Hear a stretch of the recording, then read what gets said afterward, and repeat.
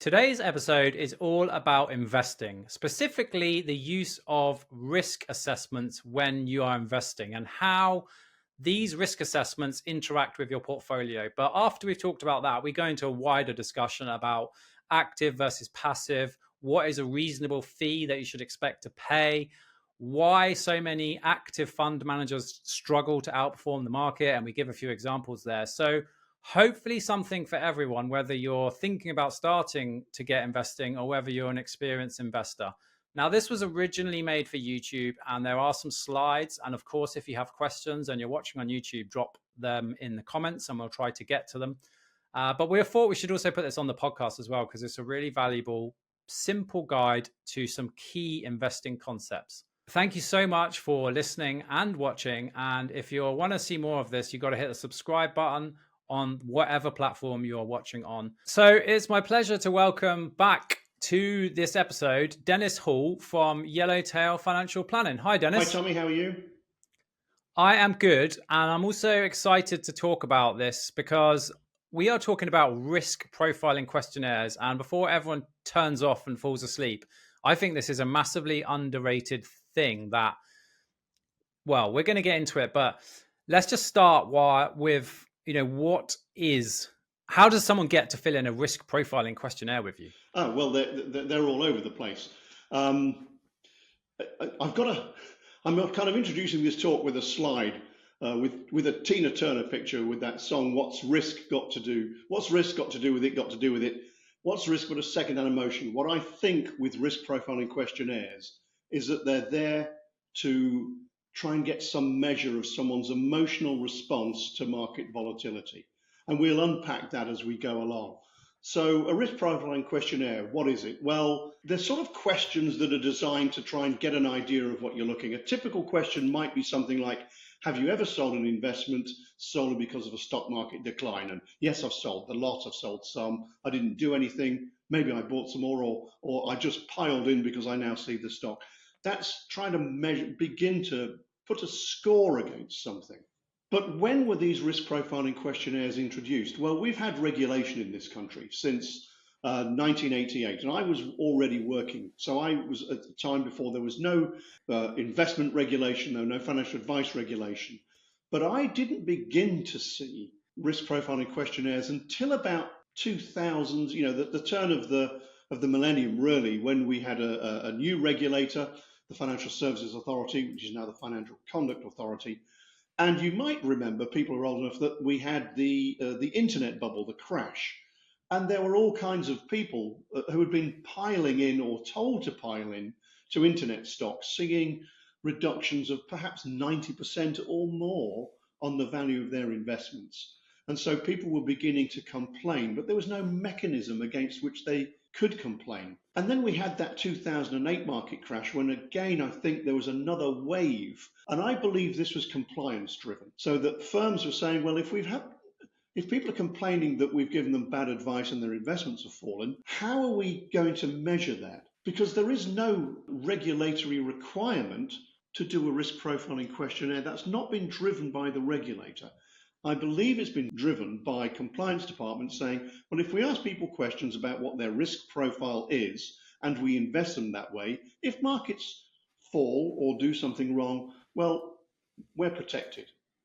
And I can see some reasoning behind that. And I could also see some reasoning behind why people should have some form of risk assessment done. But I don't believe it should be a risk assessment that is built along pretty much a pain scale. We're reframing this. We're looking at people. We're talking to people who are medics today, and they're probably familiar with a pain scale when you go into a hospital. Which I've got a slide for this. It's probably very familiar that we talk about. If it's describe your pain today. I'm no pain and it's green and lovely. I'm in extreme pain and it's red and I'm angry. And somehow we've reframed the investment story around no pain is things like cash, where there's no volatility, and real pain is things like investing in the stock market, where things go up or down. And then we talk to people, we use phrases like, well, if you want to make some return, there's no pain, there's no gain. We're talking about investments as though they're painful. And that's not really the way to go in my book. And I see it all so often. I've got a couple of slides, I think, where we look at risk profiling questionnaires, common risk profiles, where if you're conservative and green and safe, and we talk about words like aggressive and moderately aggressive, and in conjunction with higher risk. And I think if we talk about conservative, there's another slide, which is again using those colors. Cash is green and very, very safe. Stocks are red and they're not that safe. So all the time, we're really relating to risk and volatility as something back along that pain scale. If we just remind people what that is again on that next slide, we've got that pain scale again. And I find that most people, if they're told you've got to take a little bit of pain to get the returns that you want, that most people will begin to say, well, if I've got to take some pain, I can maybe withstand something in that yellow or orange period. So when I look at the results from risk profiling questionnaires, it's like that typical bell curve. Most people will fall somewhere in the middle. And for most people, I think that's a suboptimal place to be. And we can look at that as later on in our conversation today. But I believe that risk profiling tools are driving people to take that middle path, because we're talking to people about pain, and we're not talking to people about what their money needs to do for them. There are different stories. I mean, all the time we're doing is measuring volatility, and I've got a chart along here to try and demonstrate that. Those wavy lines at the top are all types of equities, whether it's global equities, emerging market equities, and the straight lines are things like cash and bonds. So most people would love the straight line. There's no sort of excitement in that. But when I ask them what sort of returns they would like at the end of the day, if we start doing some cash flow modeling about what their money needs to do, they need to be following a more volatile path. And volatility is just one small aspect and measure of risk. There are so many other types of risk that we need to be cognizant of, be aware of. And I can run through a couple of those because they come up in my conversations as well. There's market risk, and I think to some extent that's what we're looking at. The market will go up and down, and by market I mean stock markets, but it could be bond markets, it could be property markets. Doesn't matter what you're invested in, there is some risk. But there's another type of risk that we need to be aware of, and that's liquidity risk. So I find a lot of people come to me and say, well, I really like the idea of building a buy-to-let portfolio. But the problem with property and big lumpy things like that is sometimes it can take a long time to sell. If the market goes down and you're holding out for a price, you're not going to get that. So there's liquidity risk, there's concentration risk about putting all of your assets into one particular area. So that could be property, that could be cash, that could be bonds, that could be a specific stock. I have talked to a lot of people that have worked for large multinational corporations where they get stock options and they put all of their sort of spare bonuses into their stock options. And the banking crisis of 2008 really brought it home. I was working in the city and I was people coming in and saying, well, I've got my pension from the bank, but the bit that allows me to retire early and do some of the more exciting things that I want to do is the few £100,000 that I've built up in stock options that I'm going to cash out when I retire, all tax-free and very nice, thank you. And then the market crashed and they lost 90% of the value of their stocks. So there's concentration risk. There is credit risk. So people are trying to buy into high-yielding bonds because it looks like an interest rate and they think the word bond is safe. But then they find out that the company doesn't make the profits, they can't pay the dividend, or they can't pay the coupon on that bond, and maybe occasionally bonds fail, as with companies. So you've got those sort of problems there, that sort of asset-linked risk. And below the line, we've got a little bit of inflation. People ignore inflation. Cash tends to fall behind inflation, and your investments, by the time you've taken tax off, if you're being too safe, your money's not even keeping pace with the cost of living. Then there's longevity. A lot of people anchor perhaps to their parents and their grandparents, the age at which they die or whatever, but people are living longer. We have seen this in pensions and why everyone is being moved out of sort of final salary pension schemes, because the actuaries and the costs of a longer living retirement pool of people that are retired, we just can't afford that. We've got foreign exchange is another kind of risk. If you're getting any of your, sometimes people have worked abroad, they've got pensions from overseas, they have investments overseas. That impacts on that because you can't guarantee that what it's worth over there is, when it's converted back into sterling, is what it's going to be over here. And then there is horizon. Stop me, by the way, if I'm going on too long or you need clarification. But I find there's horizon risk as well, is that we're pretty much able to think about what's going to happen over the next 3 to 5 years and look at our money and invest our money that way. But when we start looking at 10, 15, 20, 30 and 40 years, it's way too far in the future. And we can't really, I suppose, make sensible investment decisions thinking about a 20, 30 or 40 year time frame. So we always think, well, I might need my money in the next 3 to 5 years, and take very short-term investment decisions. That's, it's common. A lot of people do that. I guess myself included. I have to train myself to look long-term. Yeah. I don't need a clarification because I love this kind of stuff. But for the benefit of our listeners, let me just do a summary and you correct me if I'm wrong. So if somebody comes to you today or tomorrow, wants to do some investing, as a regulated financial advisor, you are basically duty bound to use some kind of risk profiling tool. No. And you discussed why they were I made a mistake already. I'm not duty bound to put in a risk profiling tool. The requirement is that I have to know my client or know my customer, KYC. So I have to know my client. I have to know enough about them to ensure that whatever investments I put them into are appropriate for them. And that might not have anything to do necessarily with their emotional response to market volatility. If they need to take higher risk in order to achieve their objectives, and they've got the time frame to do that, my job is to educate and to show why this is going to happen. I don't use risk profiling questionnaires. I stopped doing that probably about 5 years ago because it was leading too many people to not take enough investment risk. We're having difficult conversations around this. Well, I'm a balanced profile investor, and I'm saying, but a balanced portfolio isn't going to get you to where you want to be. The money will run out by the time you're 80, and you could live until you're 90. So we've got to look beyond your comfort and show you that you can afford to take that risk and help you get comfortable taking that risk. Because I've got lots at the archetypal little old lady in their 80s. Who come to me and they've been left portfolios of shares, predominantly shares, and they say, if you tell me to sell some of these shares and put into cash, I'm walking out of here. These have done very well for me. I've had this portfolio for 20 or 30 years. I know that it goes up and down, and I know it works. So there's the benefit of hindsight for you, and it does work. So anyway, I interrupted. So sorry, Tommy.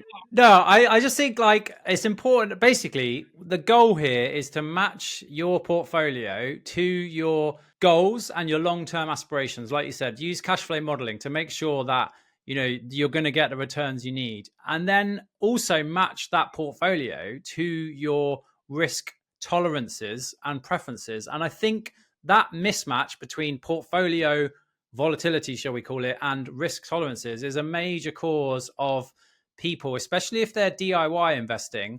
They're like, oh, S&P's on a streak. It's hot right now. You see it all everywhere online. The S&P returns 10% a year. Hold on. That's the annualized return. 1 year, it might be 30% up. The next year, it could be 40% down. But when you annualize it over 20, 30 years, yeah, it's 10%. So I like to...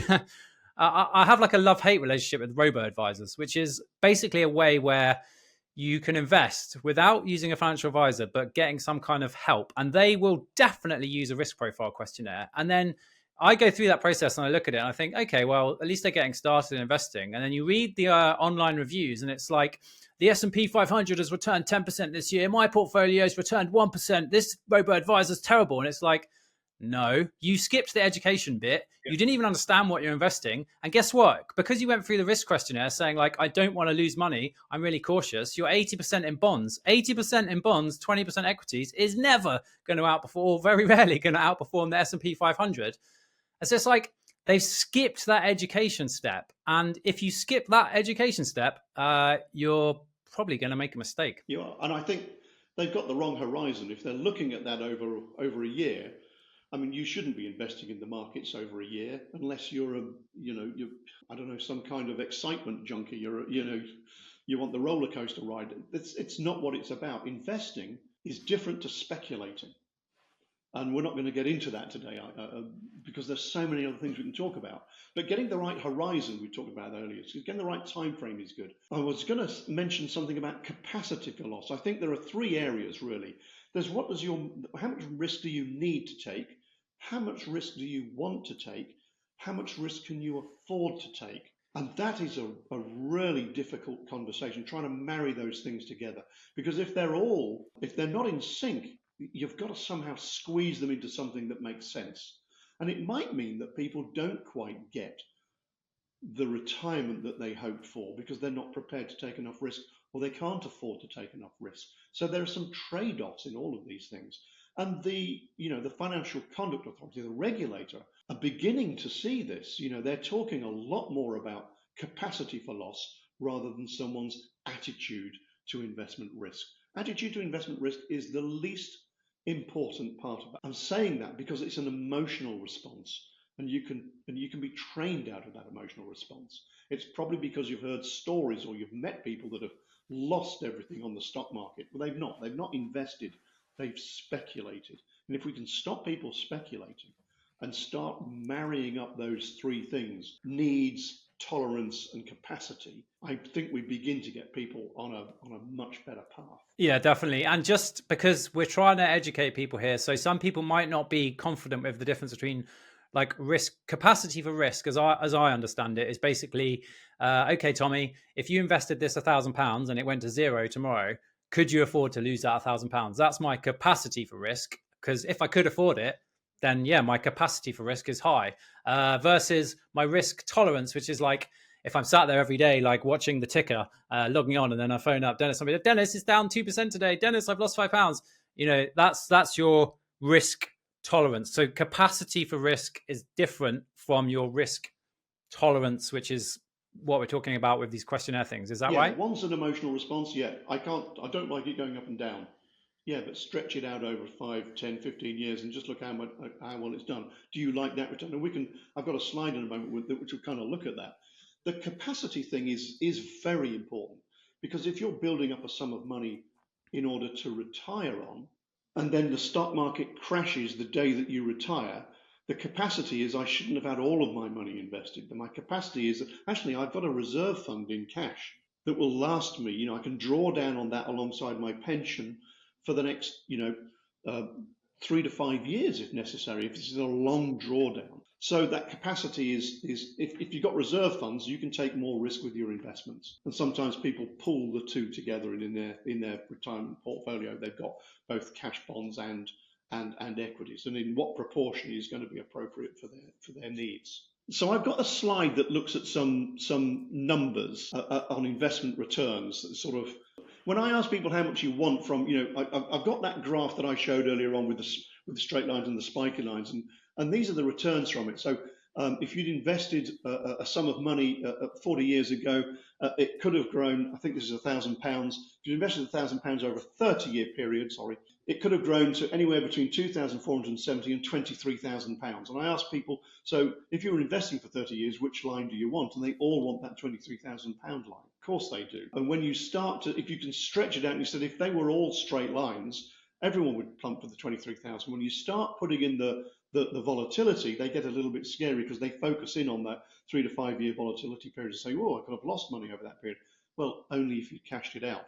But the returns that you're getting for that, the percentage returns from £23,000 or between that sort of 2,470 and 23, which is on the next slide, those percentage returns equate to different lines on that original chart. So we've got 3.1%. That's the average return from cash over that last 30 years. So people who are risk averse and putting all my money in cash, you got 3.1%. £2,500. A little bit more risk in government bonds at 3.2% per annum. The area that I start to put people into really are sort of global equities, a portfolio of global equities across all markets, across all company sizes, would have returned, and these are all before charges, by the way, about 8.9% on average over return. And that top one there, the over that period, was emerging markets, a particular sector in emerging markets. So you could have got 11% per annum, but much more volatile. And actually, I really don't put people there.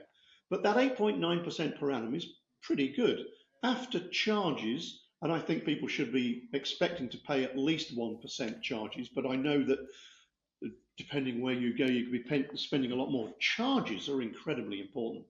Take the market return, and I'm sort of I'm just doing a little detour here because I think charges are really, really important. Over a 40-year period, this is £1 invested over a 40-year period. And if you had never paid fees, that £1 would grow to £15. That's a straight 7% return.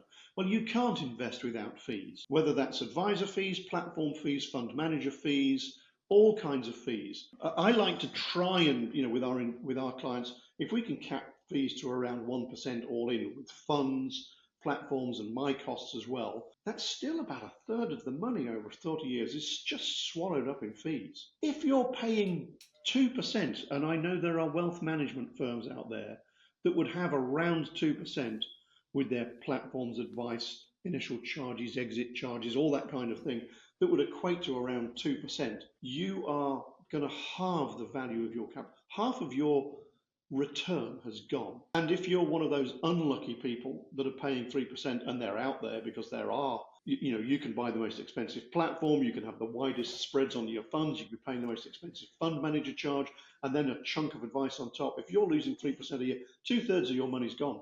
If all they're getting is market returns, and I'm going to come to that later, if all you're getting are market returns, 2/3 of that return has gone. So pay more attention to fees than you do about trying to find which stock or which fund to buy. Buy the market, control the fees, because that's the easiest thing to do. I'm so glad you brought up fees because we don't talk about this enough. And this is something that we are really keen on at Medix Money, and partly why we started Medix Money, because there are advisors out there who, in my mind, are exploiting the financial naivety of doctors by charging ridiculously high fees. It's about a fair fee for fair advice. That's what it should be. 3%, like if you think 3% looks bad on that chart, wait until you like add a zero or a couple of zeros to these numbers of, it's extortionate. And I think like one misconception amongst a lot of people is that financial advisors are there to help you pick stocks and be like, they phone you up and be like, right, Tommy, sell Apple and buy Samsung or whatever. Actually, that is like the complete opposite. I would never pay for performance. By what I mean is someone comes along with their shiny brochure and they say, well, Tommy, look, my fees are 3% and Dennis is charging 1%, but I am going to outperform the market for you. That's why my fees are 3%. And by the way, I've got a really shiny brochure and I'm wearing a really shiny suit as well. I would never pay for performance because, as you said, the evidence is in the long term that they do not outperform the market, a globally diversified index portfolio strategy. But I would definitely pay for advice, which is where I phone up Dennis and say, Dennis, I know you told me that like 80% equities was good, but I'm having a real panic. Should I sell? And you're like, okay, Tommy, calm down. Like, let's zoom out on that chart and let's not do anything crazy. Like, you haven't lost money unless you sell, like you just said. I love that phrase. So that's why I think you got to think about, don't pay for performance, consider paying for advice. And if your advisor is not having an open and transparent discussion with you about fees at the first meeting, get a new advisor, come to Medix Money, go see Dennis, something like that. Yeah. Hopefully that's not too controversial, because I literally get hate mail on LinkedIn. I know that you know which firm it will come from. And I know that every financial advisor listening to this knows which firm I'll be getting hate mail from. I daren't say it because we'll get like in trouble, which is absolutely crazy. But what I will say is that this firm in question is listed on the stock market and their share price has absolutely tanked recently because somebody's gone over their charges with a fine rule and gone, oh my God, this is outrageous. And as a result, I think their stock is down 40% for the year. So I think charges are very, very important. And I think you were talking about the benefit of advice. So what is advice? Well, we can't get into that today, but there's a lot around planning. So understanding capacity for loss, because we're talking about risk. Begin that education process for those people that need it. And not everyone does, by the way. There are a lot of very, very knowledgeable people out there who've already got this, but not everyone does. You get wrapped up in the day job. And again, there's a lot of that background. Your parents, your grandparents may have suffered or not. You may not have come from an environment where investments are sort of an everyday thing. And you may be earning the kind of money that maybe your parents never did. So it could be new, and there's nothing at all wrong with that. There's nothing at all wrong about saying, I don't understand, but I want to understand. And a lot of my understanding has come from a lot of reading. And if we think about it, where does our education come from? Well, a lot of us, we start reading the financial magazines, the Sunday press, the money sections. And whilst I know many of the reporters there, I know they are not necessarily swayed by the advertisers. The thing is, they come to people like me for their knowledge and to get their understanding, for their writing a story. So the industry is trying to train and training the people. And actually, we need to be going to, I suppose, those people that don't have a financial interest in whether the markets are going up and down. So I get a lot of my reading and research from academics that just look for things and look for patterns and look for trends.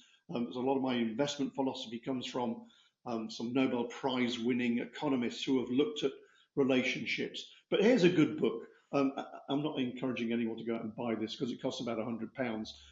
But these are the guys. You've got Professor Dimson from, I think it was the London School of Economics when they wrote this, and they were looking at 101 years of global investment returns. And by far and away, the investment place to be is stock markets over the long term. And that's not anything you would hear. So if you're thinking about somebody that is, they do a risk profiling questionnaires, they'll probably get into a 50-50 stocks and bonds, 60-40 stocks and bonds. It's not optimal. It's not going to deliver for them. If they were going to die by the time they were 75 and retire at 65, that might be a good place to be.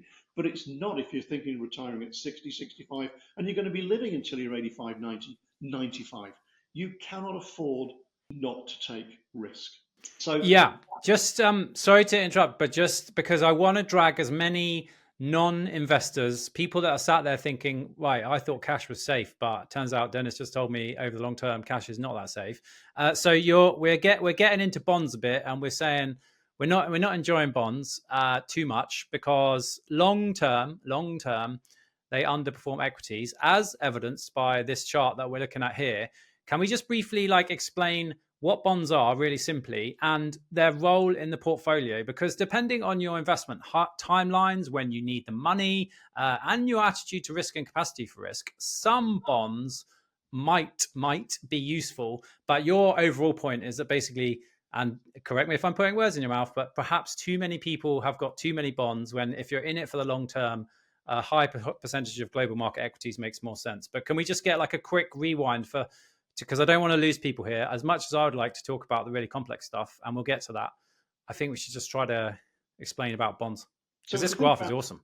Yeah, so we think about bonds. Let's look at governments when they want to raise money for big projects, long-term projects. They've got some mechanisms where they will pay interest through national savings, just like a bank account. You can have some interest. But if they want to raise large amounts of cash, they go to the market and say, we as the government, we're putting the government behind us. We want to raise £500 million. We've got some hospitals to build. We've got some power stations to build. Pay this money back over 30 years at this particular interest rate. If we pay you a 5% interest rate for each £100, what am I bid? And someone might say, well, interest rates at the moment are high. 5% is not great, but I know I'm going to get my £100 back, and I'm going to get 5%, but I might only pay £90 for that today. So the government get the £90, but they know they're going to be paying. If interest rates are very, very low, sort of 1%, we've had that for a while, and some comes out with a 5%, an investor might say, a 5% guaranteed for the next 30 years by the government, and I don't think interest rates are going to go anywhere very quickly. I'll pay £110 for that piece of paper. I get my £100 back, but along the way I've had my 5%. So the interest rates are very, very crucial to what people will pay for a bond at any time, because bonds are traded. So the actual capital value of a bond moves up and down broadly in line with interest rates and outlook for interest rates. What are interest rates going to do over the lifetime of that bond? And most governments, Western governments, we think they're pretty secure. So we don't think they're going to run away with our money. We know we're going to get our money back. But there are other people who issue bonds. It's not just the government. So corporations, in order for them to raise money, they may have to pay higher rates of interest, high yielding bonds. You don't necessarily, if they don't make profits as a company, they're not necessarily able to pay the the coupon that they promised to pay. So again, that can increase or decrease the capital price of that bond. So if you buy a bond on day one, you don't know what you can sell it for until the redemption date, the final date, at which point you know you get your nominal £100 back. But the price could vary at any time in the interim. And we've just seen that. People have been buying bonds for the last 15 years, since about 2008, when we've had interest rates at a very, very low rate. People have been prepared to pay a lot of money to get a higher yield, a higher annual income. Then Liz Truss came in, quasi-Kwarteng, and off we go. Interest rates suddenly go up to the moon. The value of that interest, the coupon from those bonds, is no longer as attractive. Nobody's paying for it. The capital price of those bonds collapsed. So bonds themselves, they're not necessarily less risky. They can be as volatile as equities. But all you're getting is what somebody felt they wanted to. And let's face it, a government or a corporation isn't going to overpay to borrow money. They're going to put it out to the market and see what they get. So they're going to try I want to borrow this as cheaply as I possibly can. Equities, which I think is why you're getting higher growth, is you're investing in the returns of that company. Okay, so the bondholders get first shout at any, the profits come in or they've got their reserves, they've got to pay out the bondholders if they've got the money. But then the rest really gets allocated to the shareholders, either as dividends or in an increased share price, because people see that as a value. And let's face it, when we're investing in companies, we're investing in ourselves. We're investing in people who go out to work every day with the sole objective of making whatever they need to live and enhance their life. We're not going out to shirk. Certainly, 99% of people don't go out to work to shirk. They go out to work because they want to improve their lives. So you want to be investing in people and their energy and the effort that they put in and what they bring to the workplace. That's why one of the reasons I'm attracted to investing in shares is I'm investing in everyone who gets up in the morning and goes out to work. It's as simple as that for me. Yeah, awesome. Hopefully that helps people just understand what bonds are. And essentially, you're buying other people's debt, whether that be government debt or anyone's debt, which is perhaps a bit more risky, as you outlined. And their traditional role in the portfolio is as a diversifier, really, and to kind of smooth out that volatility that we can see on this line. But I think, we're getting into why that might not be a good idea. Okay, cool. Right, back to the awesome slides. So I've been doing some work recently where we've been looking at, to put some context in it, it's not retirement. This person was getting divorced, the person aged 50, and they wanted part of that divorce settlement, said, I need 40,000 a year to retire, index linked, quite a chunky divorce. And that income needed to be payable until death and the fund to be exhausted on death. This isn't about creating wealth. The actuarial calculation said they needed 692,000 to achieve that, because they assumed she had a life expectancy of 33 years, i.e. to age 83. Probability of her living to age 90 was about 50%. So on that calculation, she was going to, even if she'd invested in lines with that actuarial calculation, she was going to run out of money. But the moment she gets the money, if she's had no education, the solicitor, they signed the paper, the moment she gets the money, she says, well, I'm risk averse. I'm going to keep the money in cash. And what I'm looking at here is the returns from different asset classes going back about 115 years, and then taking all the rolling periods of that. So I'll say, so if you had started drawing that down in 1915, how long would the money last? 1916, 1917, and those rolling periods in that asset class, and to try and get an average. And what this was saying was that the money was going to run out in about 17 years. On average, when you start looking at all the permutations of keeping the money in cash, was going to run out in 17 years. Well, that's not good. If you start coming to an advisor and start saying, well, you have that risk profiling questionnaire and say, well, maybe I'm a balanced investor then. So you're invested from age 50, the money runs out on average within about 23 years. Sometimes, in a worst case scenario, as early as 66 years, only 16 years worth of return before the funds run out. And in the best case scenario, it lasted about 38 years. But these are the extremes. On average, people's money was going to be running out on a 50-50 portfolio in about 23 years. If I've got people that are retiring at 60 and they think all of their money's gone by the time they're 83, that's not a good conversation to have on their 84th birthday. And when you say balance, just to clarify, are you talking 50% cash and 50% equities, or are you saying 50% bonds and 50% equities? 50% equities, always leaving a sort of, only your emergency fund should be in cash. The money you need to hold on to for a period of time. I'm being made redundant, I need cash. Whatever it is, there's an emergency fund. The conversations I was having a few years ago was to try and move people up that risk profile, to try and push people along. People who had historically thought they were balanced investors to say no. We've been able to move most people to at least 70-30, and our work is not done because we are pushing against emotions. But if we push against that emotion and we get people to go from 50-50 to 70-30, it moves it from a sort of a 23-year period to a sort of a 28-year period. But the worst case scenario isn't any worse. And the best case scenario is better. But 70-30, our job isn't done. I don't think. We are now moving so many more clients into 90-10 portfolios. I'm 100% invested in shares in my pension fund.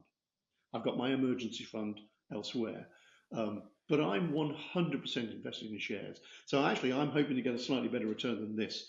But this pushes out somebody a sort of a 44-year period. On average, those equities are going to last. The fund's not going to be exhausted for 44 years. If you're a 60-year-old retiring, that's going to take you beyond age 100. I think that's a pretty good margin. The worst case scenario is still no worse than holding it in cash. 50-50, 70-30 is still no worse. So where is the risk in taking the risk? The risk is in not taking the risk, because the best case scenario says you don't run out of money, you actually leave behind an enormous legacy. So for me, just buying more shares for your long-term goals and objectives, this is retirement. And anyone who's working now in their 20s and 30s and they're investing, if anyone tries to put you into a balanced portfolio, you need to, I was going to say smack them in the mouth, but you probably get arrested for that. But you've got to walk out of there and just say, you are not advising me. You're just taking an easy path. All you're doing is getting me to fill in a tick box around my comfort level around investments. You need to be teaching me this stuff. This stuff.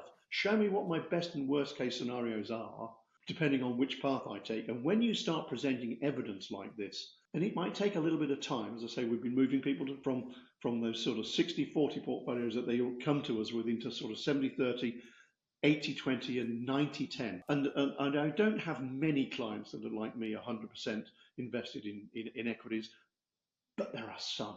And they're reaping the rewards. It doesn't going to apply to many of our listeners, but the biggest offenders of putting young people with a 50-year investment timeline into a 60% stocks, 40% bonds portfolio are pension schemes, because they're like, right, we'll just invest the same for everybody, whether you're a 25-year-old employee or a 65-year-old employee. It's like at either end of that scale, someone's losing out in a big way. So yeah. And I am also 100% equities for the reason that you mentioned. It's important to clarify that we're saying 100% equities, but in a globally diversified portfolio. I don't buy individual stocks and shares. You're nodding as well, so I'm guessing that's the same for you. We're not talking about individual stocks and shares. We're saying we're buying all of the best companies in the world via a globally diversified low-cost index tracker, and then we just keep adding to it and sit back and try not to check it, especially when things are volatile. I check it every day, though. I mean, and I shouldn't, but I just want to see what's happening. I got to have conversations with my clients. So if I know the market's down, I need to be aware of that, because they're going to feel a little glum. I like, at the start of my investing journey, I also used to check it all the time, but then I just realized that was no good for me, because I'm not going to change the plan. I'm 100% confident in my plan. And if I check it, I'm either going to feel really happy or really sad. And there's just no point. So I think I realized I might have taken that strategy a bit too far the other day, because I logged into one of my accounts, which has just got a direct debit going into it automatically every month. And it said, your last login was 2021. I was like, oh, okay, probably should log into that one a bit sooner. But you know what? When I logged in and I started looking at it, it was like, overall, you have made, 8% this year and 6% last year and 12% the year before. And then when I actually looked in the monthly amounts, because of the volatility, some months I lost more money there than I earned working as a doctor. But because I didn't check it, I didn't notice. And then overall, over a long period of time frame, the number is massively up. So that is why I don't check it. Dennis, you've got a good reason to check it because this is your job. But yeah, I very rarely check mine. 2021 was one time I last logged into one of my accounts. And I used to have people check it and ring me up, and I used to have some stock answers. I ran a seminar for clients, probably a decade ago now. And there was a guy called Professor John Coates, I think that's the name off the top of my head. He wrote a book called The Hour Between Dog and Wolf, which is an amazing title. One of the few books I've read twice. He had been a trader on Wall Street when they had the first meltdown. And he was looking at how people reacted to the meltdown. Younger, keener, probably more clever traders, but they were panicking, whereas the old guys that had been through cycles just kind of, it's just another day, slightly more exciting maybe, it was just another day. So he stopped being a trader and went to Cambridge University, I think, to research what was happening in the brain. And as I say, the book is a really good read. But, when things happen to us, it's an emotional response. And it's all sort of linked to that fight, flight, freeze sort of responses that we have. When we see something happening to our money and we are emotionally attached to our money, if we see the markets go down, we think we've got to do something. There's an instant reaction. I need to sell. I need to do something. But actually, what you really need to do is some physical exercise or something else to try and just get rid of the adrenaline that has popped, it's coursing through your body when you've just opened the screen and seen that the value of your investments has fallen by a third, which can happen. So I just tell my kids to go out and mow the lawn or jump on the bike and go for a bike ride or something. Get rid of the energy. If they still feel a little bit concerned afterwards, then give me a call and we'll talk about it. But if we've done the financial planning right at the outset, we know what their capacity for loss is like. We know what they need to take after a bike ride or mowing the lawn. They get right back to the original reasons why we're invested in the way that we are and say, it's okay. I was just having a moment. And everything is trying to push you off of that path. You mentioned financial journalists before. Now, their job is to sell newspapers. And if a headline every day is just buy and hold a globally diversified index portfolio for 40 years and you'll be fine, they ain't going to sell many newspapers. They need to be like, guess what? Today, this went up. The market has crashed. It's like, the market's not crashed. It's just normal stock market volatility. Like, the volatility is the price you pay for the outsized gains that you get versus cash. So there's a whole industry of people whose job it is to just make you not to behave badly and like think, oh, there is a crash, I should sell. And my second point was there's a rise of investing now is way easier than when I first started 13 years ago. And on balance, I think that's a great thing. Like, we need more people to invest. But the problem is the incentives don't always align. And we've got these apps now where they're like sending you notifications. Your portfolio is up 1%, your portfolio is down 1%, because that app actually wants you to trade. Because guess what? Every time you trade, they get a fee. Like, the incentives are not aligned. And this is not a Vanguard advert, by the way. But everyone always says, if you read the feedback for Vanguard, it's like they don't have an app. I love the fact that Vanguard don't have an app, because that just means I have to find my login to go and check it. And then I think, I can't be bothered to go and check it. And that's how I end up not logging in since 2021. So you just have to be careful. Like, there's all these people trying to push you off of and make you do bad behavior, but they have their reasons for that. And I'm not criticizing them. They've got to make people have got to sell newspapers, and apps got to make money. But there's lots of people trying to persuade you to do something other than just sit back, don't panic, ignore the noise. And if you look at a chart like this, which is running this is a Monte Carlo simulation, right? It's a more deterministic, but very similar. Yes. Yeah. Okay, cool. I like to look at this next slide. Let's go to the next slide, because this is a hill that I'm going to die on as well. It looks like you are too. Yeah, well, and same here. There are so many ways of investing. And I have a little bit of active management in my portfolio because and I'll tell you what that is. It's private equity. I have a private equity investment trust that I've had for more than 20 years, and it's done very well for me. But it's a whole section of the market that doesn't get replicated in the index because it's private equities, companies that are not on market and that are being developed and groomed off-site. So I want some of that return in my portfolio. And I'm not saying everyone does or needs it, but I do. And I have that particular investment trust because I got to know them very, very closely. The chairman was a client of mine at one point until he retired. So I got to understand the philosophy very closely. But the rest of my portfolio is evidence-based investing, trackers. It's not active. And there's a strong reason for that. as this chart says, that based on the S&P Europe 350, active funds compared to passive funds, 84% of them had underperformed over the last 10 years.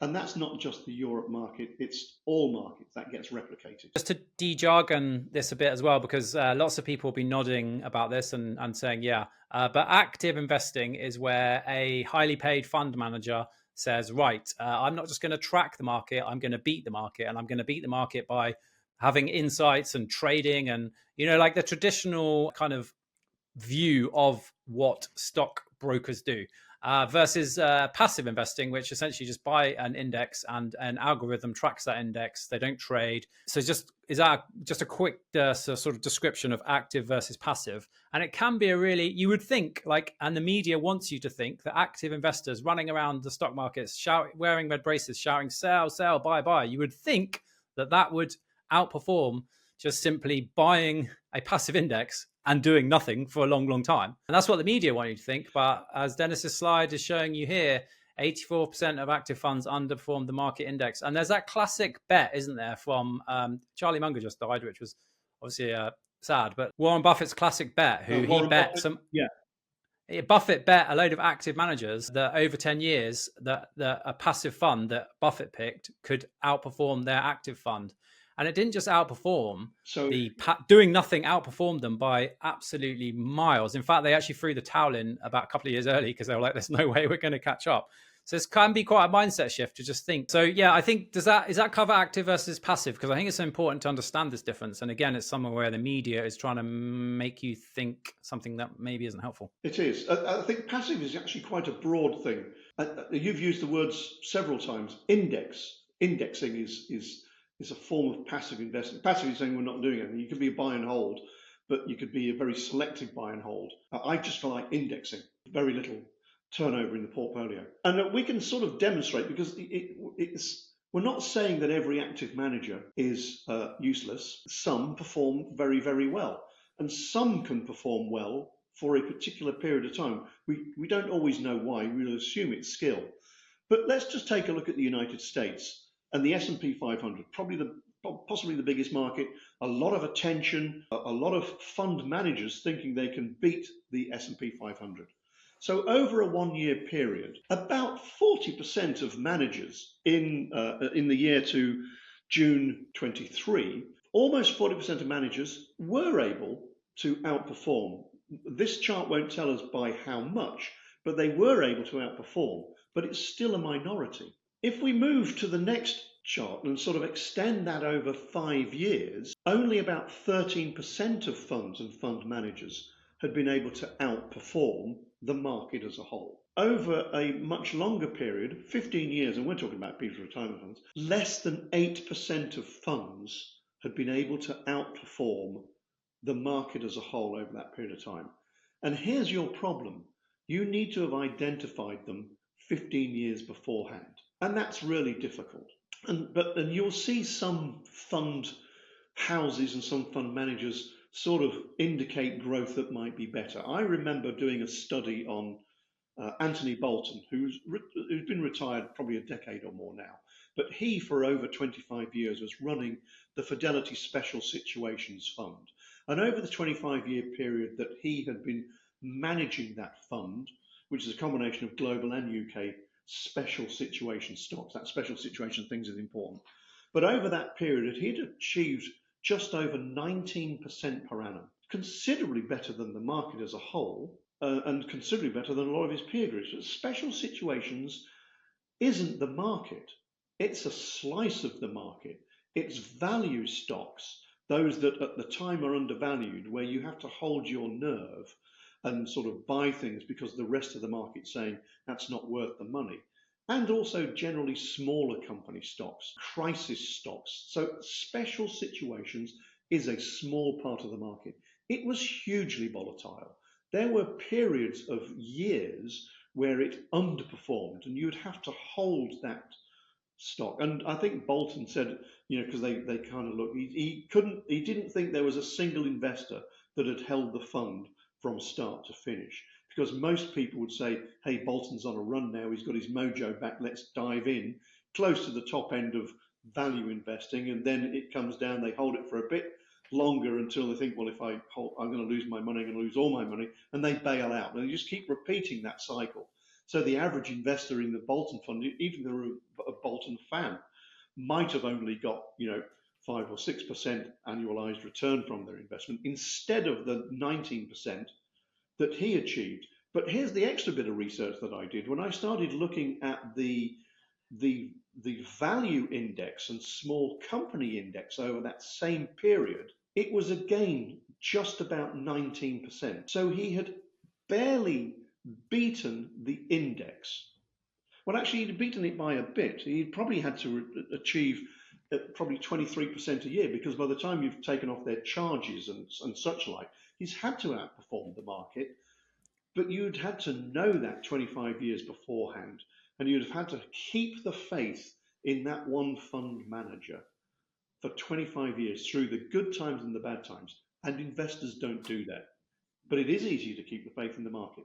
And ultimately, at the end of the day, this is all about getting a strategy that you are happy to stick with through thick and thin, because investing is a long-term game. This isn't a make £1 million in 1 year and retire.